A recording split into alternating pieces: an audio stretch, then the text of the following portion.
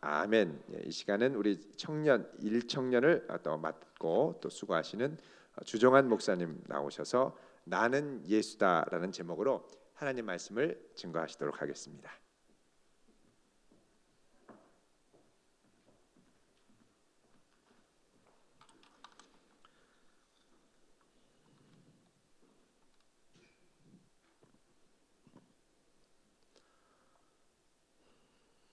새로 부임한 부목사가 부임해서 첫 번째로 하는 설교인데 제목이 나는 예수다 입니다. 이게 이단 사역의 측면에서 보면은 상당히 위험한 설교 제목이지요. 그런데다가 재성이 주씨이다 보니까 재성을 넣어서 읽으면 더 오해의 소지가 큰 설교의 제목이긴 하지만 그래도 제가 그렇게 이상한 사람은 아니니까요. 너무 염려하지 마시고 설교를 잘 들어주시면 좋겠습니다. 오늘 본문 중에서 1절부터 4절까지의 말씀을 제가 메시지 성경의 번역으로 다시 한번 읽어드리겠습니다.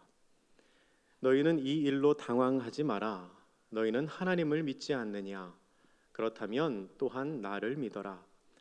내 아버지 집에는 너희를 위해 예비된 방이 많이 있다. 그렇지 않으면 내가 너희 방을 마련하러 간다고 말했겠느냐? 내가 가서 너희 방을 마련하면 다시 와서 너희를 데려다가 내가 사는 곳에 너희도 같이 살게 하겠다. 너희는 내가 가는 길을 이미 알고 있다. 아멘.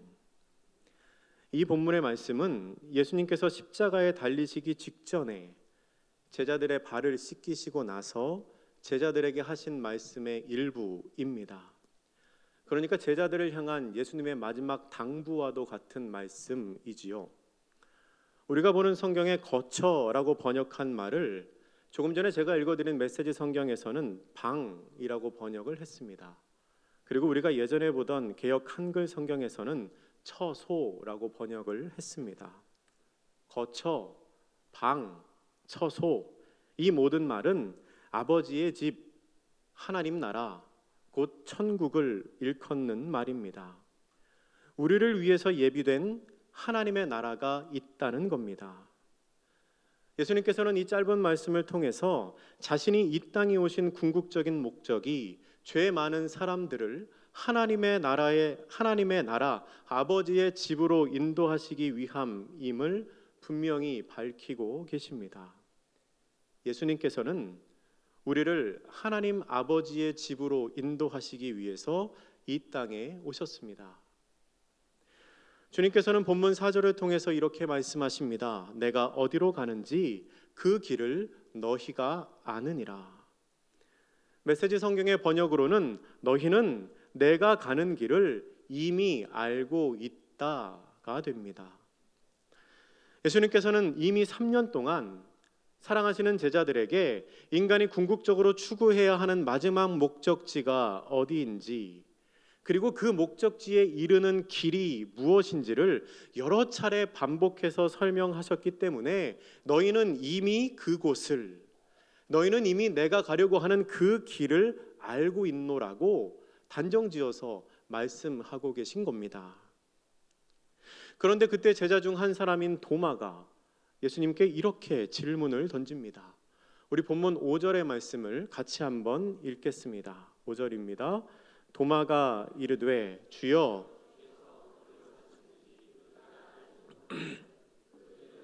알겠사옵나이까. 아멘. 이 순간 도마는 3년 동안이나 예수님을 따라다녔음에도 불구하고 가장 중요한 것을, 정말 놓쳐서는 안 되는 것을 놓치고 있는 사람이었습니다. 그러나 한편으로 도마는 자신이 알지 못하는 것을 아는 척하는 사람도 아니었습니다. 그는 모르면서도 가만히 아는 척하고 앉아 있는 것이 아니라 자기가 알지 못하는 그것을 예수님께 겸손히 여쭈어 봅니다. 이것은 도마의 용기 있는 행동이었습니다. 그리고 만약에 도마의 그 질문이 없었다면 우리가 잘 아는 이 요한복음 14장 6절 말씀은 성경에 기록되지 않았을지도 모르겠습니다. 도마의 질문에 예수님께서는 이렇게 답변을 하십니다. 6절 말씀을 우리가 함께 읽겠습니다. 예수께서 이르시되 내가 곧 길이요 진리요 생명이니 나로 말미암지 않고는 아버지께로 올 자가 없느니라. 아멘. 예수님께서는 말씀하십니다. 내가 가는 길, 곧 아버지께로 가는 그 길을 너희가 따르기 위해서는 나를 통해서, 나로 말미암아 가야 한다. 왜냐하면 내가 곧 길이고 진리이고 생명이기 때문이다 라고 말씀하십니다. 예수님께서는 이 말씀을 통하여 인간이 가야 할 최종 목적지가 하나님 아버지의 집이라는 사실을 다시금 분명히 우리에게 말씀해 주십니다. 그리고 오직 예수님을 통해서만이 그 일이 가능하다고 말씀하십니다. 그렇다면 과연 예수님이 어떤 분이시기에 그 예수님을 통해서만 그 일이 가능한 것일까요? 예수님께서 스스로 자신을 정의하신 세 가지 단어를 통해서 우리가 이 시간 함께 생각해 보겠습니다. 먼저 예수님은 자기 자신을 길이라고 말씀하셨습니다. 제가 전주에 있을 때에 어떤 성도님과 이런 대화를 했습니다. 당시에 신앙생활을 하신 지 얼마 안 되신 그분은 약간 흥분하신 상태로 저에게 이런 말씀을 하셨습니다. 목사님, 기독교는 너무 배타적인 거 아닌가요? 기독교인들은 너무 이기적인 것 같아요. 제가 무슨 말씀이냐고 물었더니 이런 얘기를 하십니다. 그 성도님의 자녀가 학교에서 수업을 받는 중에 수업을 하시던 선생님이 예수 믿지 않는 사람들은 다 지옥에 간다고, 예수 믿지 않는 사람들 다 지옥에 간다고 그러면서 법정 스님, 우리가 훌륭하다고 생각하는 그 법정 스님도 지금 지옥에 있다고 말을 했다는 겁니다. 그 말을 듣고 제가 이렇게 되물었습니다. 그게 왜요? 그랬더니 그분이 그렇게 질문하십니다. 목사님도 그렇게 생각하세요? 그래서 제가 저도 그렇게 생각합니다 라고 대답했습니다. 그랬더니 그분이 이렇게 말씀하시더라고요. 그렇게 생각하시더라도 감수성이 예민한 학생들 앞에서 꼭 집어서 법정 스님이 지옥에 있다고 이야기할 필요가 있나요? 왜 교회 다니는 사람들은 꼭 예수 믿고 천국에만 가야 한다고 얘기하지요? 이거 너무 이기적인 거 아닌가요? 라고 이야기를 하셨습니다. 여러분은 이분의 말에 어떻게 생각하십니까? 어이가 없고 기가 막히십니까? 아니면 마음속으로 약간의 동의가 되십니까? 사실 이분은 그냥 본인의 생각대로 말씀하신 거지만 이분의 말 속에는 20세기 이후에 대두된 아주 중요한 신학적인 주제가 들어 있습니다. 학자들은 그것을 종교다원주의라고 말합니다. 종교다원주의의 주장은 이렇습니다. 모든 종교에는 다 각기 구원에 이르는 길이 열려 있다는 겁니다. 기독교의 천국, 불교의 극락처럼 모든 종교에는 구원에 이르는 길이 열려 있고 결국 그것은 똑같은 구원의 각기 다른 모습일 뿐이라고 설명을 합니다. 그리고 이런 예를 들지요. 우리가 산에 올라갈 때 등산로가 하나만 있는 건 아니지 않느냐? A 코스도 있고 B 코스도 있고 C 코스도 있고 그렇게 각각 다른 등산로로 올라가더라도 결국은 다 정상에서 만나게 되어 있다. 그런 것처럼 각 종교가 서로 믿는 모습은 다를지라도 결국 똑같은 구원을 이루는 것이다 라고 설명을 합니다. 여러분은 어떠십니까? 이 설명에 동의가 되십니까? 솔깃하신가요? 굉장히 이성적이고 합리적인 것처럼 보이십니까? 저와 대화를 했던 그분은 제가 그 이야기를 말씀드리니까 마치 복음을 영접하신 것처럼 얼굴이 환해지시면서 맞다고, 자기도 그렇게 생각한다고 말씀을 하시는 겁니다. 그런데 여러분, 이것은 거짓입니다. 종교다원주의는 틀린 주장입니다. 구원은 오직 예수 그리스도를 통해서만 이루어집니다. 기독교 외에는 구원이 없습니다. 이것이 배타적이고 이기적으로 보일지라도 그건 어쩔 수 없는 겁니다. 왜냐하면 구원은 양보나 타협의 대상이 아니기 때문에 그렇습니다. 또한 그들이 말하는 그 등산로의 비유는 논리적으로는 틀리지 않지만 그 전제가 틀렸습니다. 여러분, 구원은 산을 올라가는 것이 아닙니다. 굳이 비유를 하자면 구원은 길을 걸어가는 것입니다. 산은 아무 데로나 올라가도 정상에 도달할지 모르겠지만 길은 한 번 잘못 들면 그 도착 지점이 달라질 수밖에 없습니다. 그렇기 때문에 길을 떠날 때에는 출발할 때 올바른 길을 선택하는 것이 중요합니다. 다른 길로는, 틀린 길로는 바른 목적지에 도달할 수가 없기 때문입니다. 그런데 오늘 본문에서 예수님께서는 자기 자신이 길이라고 말씀을 하셨습니다. 또한 예수님께서 말씀하신 그 길이 아니고서는 아버지께로 아무도 갈 수 없다고 말씀을 하셨습니다. 여러분, 이게 무슨 말입니까? 예수님을 통하지 않고서는 아무도 구원에 이를 수 없다는 말입니다. 사랑하는 대전도안교회 성도 여러분, 예수님만이 우리가 아버지의 집에 이르는 유일한 길입니다. 이 사실을 기억하시고 그 길을 의심 없이 후회 없이 성실하게 걸어가는 저와 여러분이 되시기를 바랍니다.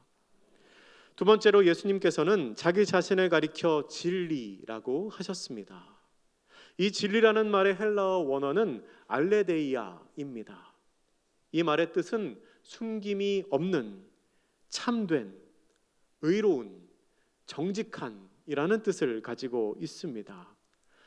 사실 이 성경에 나오는 진리라는 말의 의미를 정확히 밝히기 위해서는 매우 긴 설명이 필요하지만 한마디로 말하면 진짜라는 뜻입니다. 진짜. 예수님이 스스로를 가리켜 내가 진리다 라고 말씀하신 것은 곧 내가 참이다, 내가 진짜다 라는 뜻으로 말씀하신 것입니다. 예전에 어떤 집사님을 만났습니다. 참 신앙이 좋으신 분인데, 그런데 그때 그분이 그 당시에 굉장히 관심을 가지고 있었던 게 있었습니다. 그게 뭐냐면 반기독교적인 내용에 굉장히 심취해 있었습니다. 인터넷으로 자료를 검색하셔서 여러분 들어보셨는지 모르겠지만 프리메이슨이라든지 신비적인 성령운동, 사탄, 뉴에이지 운동 이런 것에 굉장히 심취해 있었고, 또한 그런 것들이 기독교에 미칠 영향에 대해서 굉장히 많은 걱정을 하고 계셨습니다. 그런데 그분이 왜 거기에 심취하게 되셨는가 물어봤더니 그분이 처음에 그런 것들을 접하게 된 계기가 예수 그리스도를 제대로 알기 위해서였다고 합니다.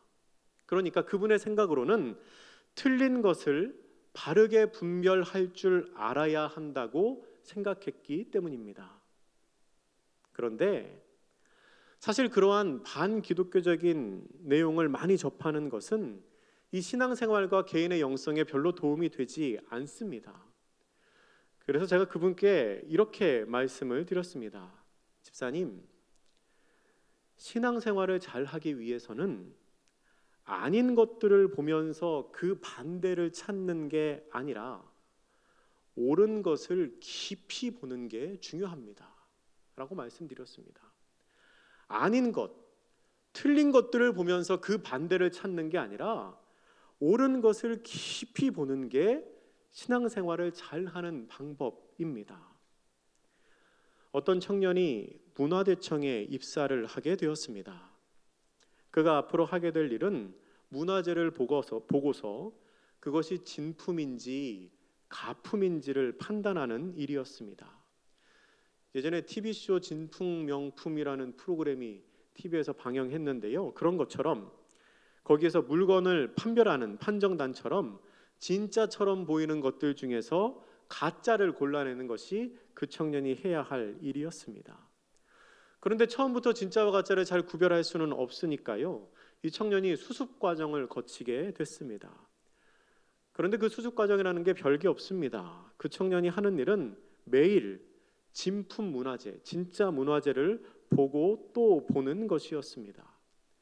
그렇게 하기를 몇 달이 지나자 이 청년의 마음속에 조급한 생각이 들었습니다. 그래서 자신을 지도하는 선임에게 이렇게 말을 했습니다. 매일 이렇게 진짜만 보아서 어떻게 가짜를 구별할 수 있습니까? 진짜와 가짜를 같이 놓고 비교를 해봐야 아는 것 아닙니까? 라고 말했더니 그 경험이 많은 선임이 이렇게 대답을 했다고 합니다. 진짜만 보는 것으로도 충분해. 왜냐하면 진짜가 어떻게 생겼는지를 정확히 알면 가짜는 자연스럽게 구분이 되거든 이라고 말했답니다. 여러분, 그렇습니다. 진짜만 아는 것으로도 충분합니다. 우리는 진짜이신 예수님만 알면 됩니다. 반기독교 단체들이나 이단의 세력들이 신실한 그리스도인을 미혹하는 방법 중에서 아주 효과적인 방법이 있습니다. 그게 뭐냐면 감추어진 진리를 알려준다는 방법입니다. 우리가 그동안 알지 못했던 성경의 새로운 사실이나 아니면 숨겨진 진리를 알려준다는 명목으로 열심히 있는 신앙인들을 유혹하는 겁니다. 그런데 여러분, 제가 분명하게 말씀드리지만 지금 여러분들이 알고 계신 것 외에 숨겨진 진리는 없습니다. 예수님만이 진리이시고 예수님만이 진짜이시기 때문입니다. 예수님이 아닌 다른 것들을 진리라고 말한다면 예수님 외에 숨겨진 무언가가 있고 예수님보다 더 중요한 무언가가 있다고 말한다면, 혹은 당신의 교회에서 듣지 못한 진리가 여기에 있다고 말한다면 그건 100% 거짓입니다. 여러분, 기억하십시오. 우리는 진짜이신, 진리이신 예수님을 아는 것만으로도 충분합니다. 주님을 더 잘 알기 위해서라는 이유로 아닌 것들을 보면서 그 반대를 찾거나 숨겨진 진리를 찾는다고 해서 다른 곳에 가서 성경 공부를 하는 것과 같은 어리석은 행동을 하지 마시기 바랍니다. 우리가 바른 신앙생활을 하기 위해서는 아닌 것들을 보는 게 아니라 옳은 것을 깊이 보는 것이 중요합니다. 그런 관점에서 보면 이 성경을 순서대로 또한 깊이 있게 설교하는 우리 대전 도안교회에서 신앙생활 하시는 여러분들은 참 복 받으신 겁니다. 아멘 소리가 조금 더 크면 한번 다시 할까요? 그런 관점에서 보면 성경을 순서대로 깊이 있게 설교하는 우리 대전 도안교회에서 신앙생활 하시는 여러분들은 참 복 받으신 겁니다. 내년 초부터 또 40일 말씀 양육, 그리고 이번에는 특별히 어린이와 학생들을 위한 말씀 양육이 진행되는데요. 여러분, 이 기회를 놓치지 마시기를 바랍니다. 그렇게 주님께서 세우신 우리 대전 도안교회를 통해서 진리이신 예수 그리스도를 바르게 깨닫는 은혜가 저와 여러분에게 있기를 축원합니다. 세 번째로, 주님은 스스로를 가리켜 생명이라고 말씀하셨습니다.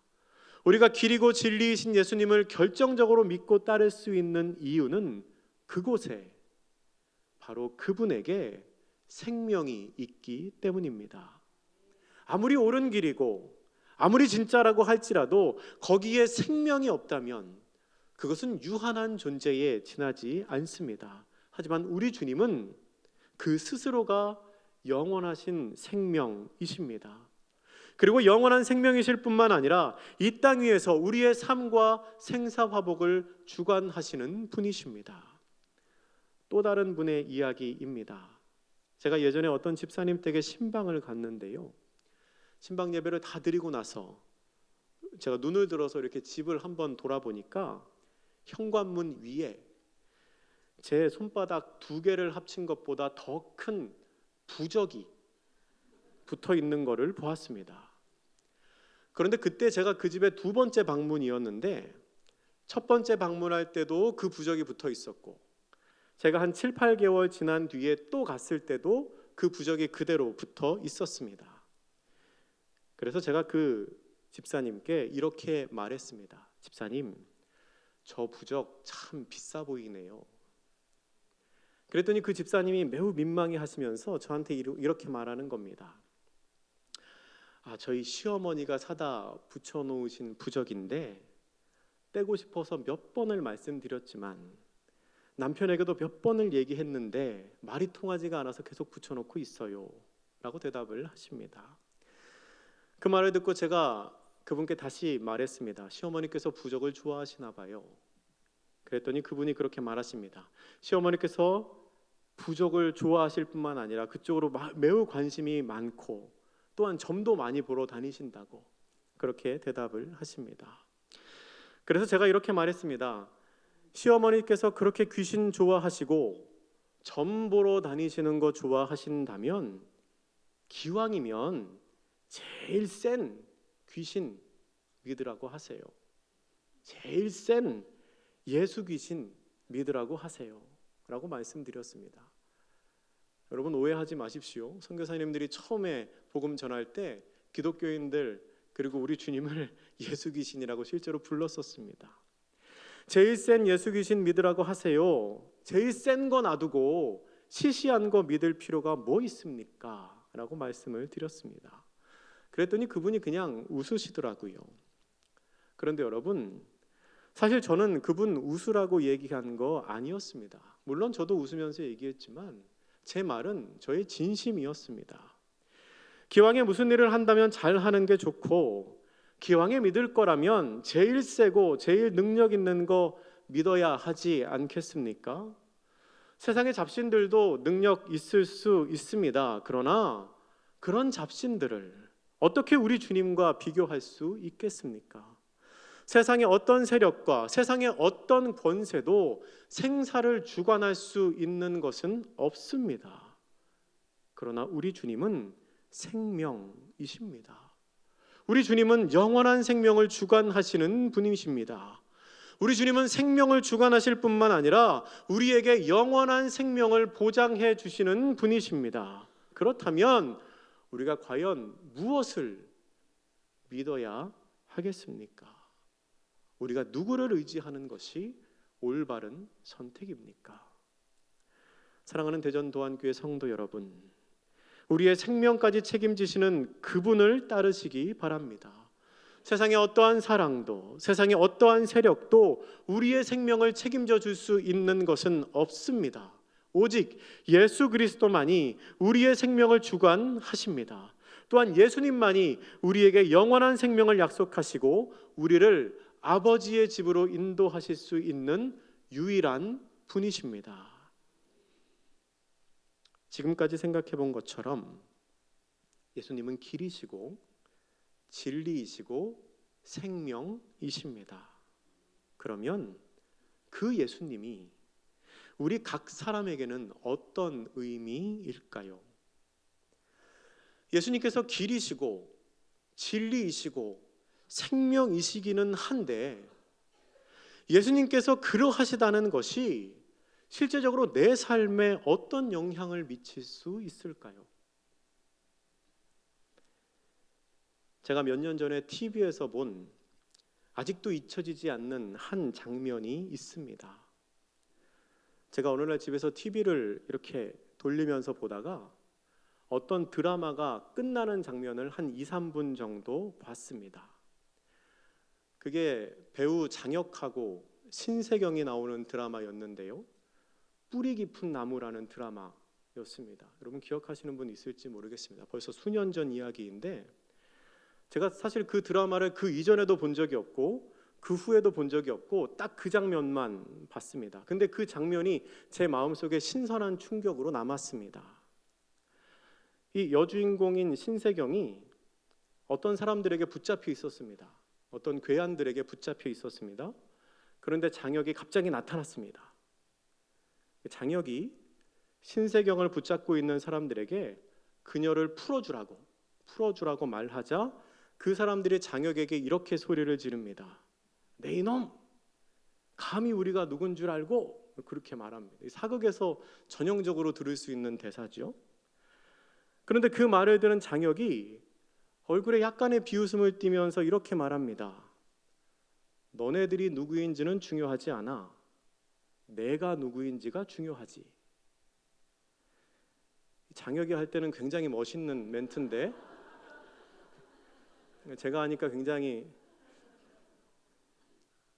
근데 여러분, 이 말이 참 멋있지 않습니까?